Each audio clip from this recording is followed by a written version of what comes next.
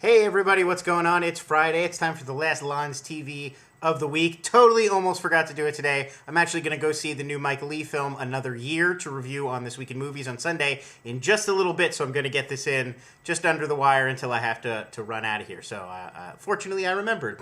The first thing I want to talk about, CES, Consumer Electronics Show, going on in Vegas this weekend. I hate to get all 1938 media on you all, but I don't care. Who does anybody? I feel like everybody who really cares about CES news is at CES. So you've got this mob of like 200,000 people, and they're all reporting about what they're seeing out to other people who really could give a crap less about what they're seeing. I mean, I know it's cool. Like, you get to look at gadgets and stuff, and you get to go to parties, and like a lot of people from the world of tech and publishing are all there. So it's fun. You get to hang out. Like, I get why you'd want to go. The whole thing is now blown up as this cultural phenomenon, and it really feels odd. It's just like, it's totally just an excuse for the people who go to Vegas and have a good time, but I don't see why the rest of us have to be like so subjected to all of this like constant reporting back and like coverage of all the minutia of everything. Like,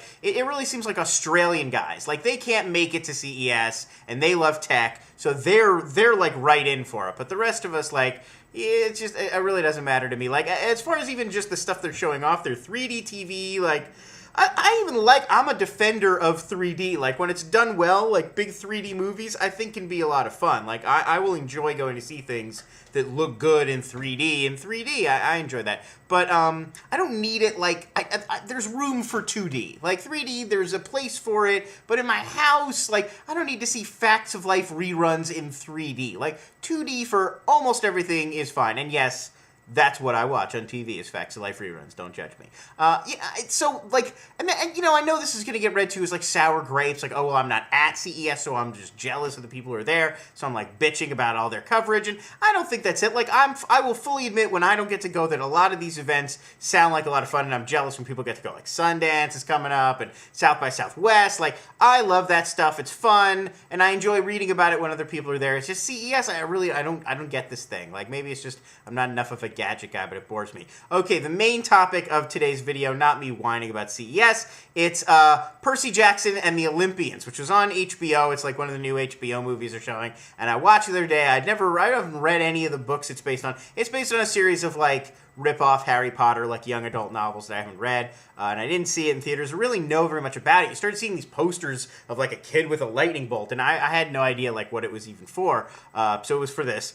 So, you know, the setup is, it's very Harry Potter, like it's obviously inspired by the same thing. The idea is Greek gods still around on Mount Olympus, and they still come down and like have, you know, sex with human ladies, or I guess mostly human men, but mostly human ladies. Anyway, the gods still come down and mate with humans, and they have demi-gods or kids. And it's outlawed now, but only for the last few decades. So there's lots of these kids running around who are like the kids of humans and gods. And one of them is Percy Jackson. He's Poseidon's son, but he doesn't know it. And then, of course, just like in Harry Potter, like one day he finds out, like, you're not who you thought you were. And his science teacher, who he thought was just Pierce Brosnan in a wheelchair, turns out to be Pierce Brosnan, a centaur, and tells him, like, that's the Hagrid. Like, instead of you're a wizard, Harry, you're a god, Percy. But it's basically exactly the same. Hollywood still can't get centaurs to look right. Centaurs are like, it's a human, like, torso up, and then it's a horse.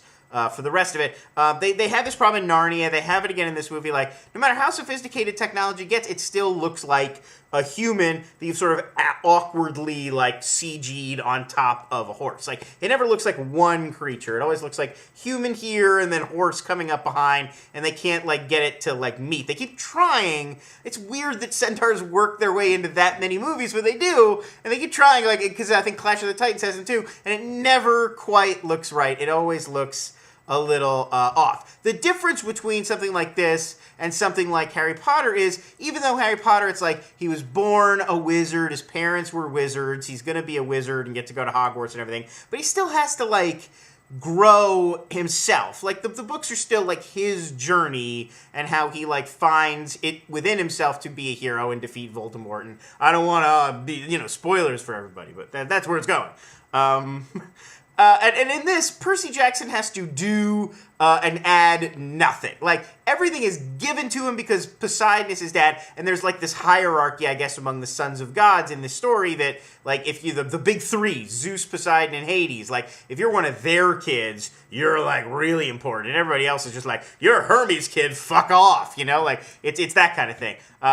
So, you know, he like, instantly is granted, like, god among god, like, status because he's Poseidon's kid, and it's rare, and then he spends the whole movie being just, like, whiny and petulant, like, disaffected, like, this is crap, I don't even want to be a son of a god, and things just happen for him because he's just born into it, and it's like, it's this horrible message to send to young people who are presumably the audience for this, which is like, it doesn't matter what you do or how you feel or how you act or how much you train or how smart you are, like, it's really all about your parents. Like, every kid, like, whatever their parents good at is what they're good at. Like, whatever their parents' skills were, that's theirs. Like, whatever your dad, you know, whatever god your dad or your mom is, that's you. So, like, the girl who's Athena's daughter is, like, a crazy good warrior, because that's what her mom did. Like, none of them have even met their parents, so it's not even like that's the environment they grew up in. It's strictly genetics. This movie is like, what your parents are good at is what you're good at, and that's it, and, like, learn to live with your lot in life. And it's like, it's kind of gross, this, like, medieval notion of, like, your birthright, and then, like, that's your, you know, that's what you're born into and your sort of caste level or whatever. I found it a little bit creepy and sort of unsettling, and I wasn't really sure what the movie was trying to get at. Like, it doesn't really seem like it's teaching kids, you know, because most of these kids' movies, like, it's about some sort of, like, aspect of the hero's moral character. And I couldn't tell what about Percy Jackson, like, makes him a hero other than, like, Poseidon's sperm was integral in forming him in the fetal stage, which isn't exactly like time for a rip-roaring adventure film. The last thing I'll mention is some of the effects are good, some of them are very cartoonish. Uma Thurman is playing Medusa, who Percy has to go fight at one point, and she looks very good, very Medusa-y, although it's a little hard to tell if that's the effects or just what Uma Thurman looks like now.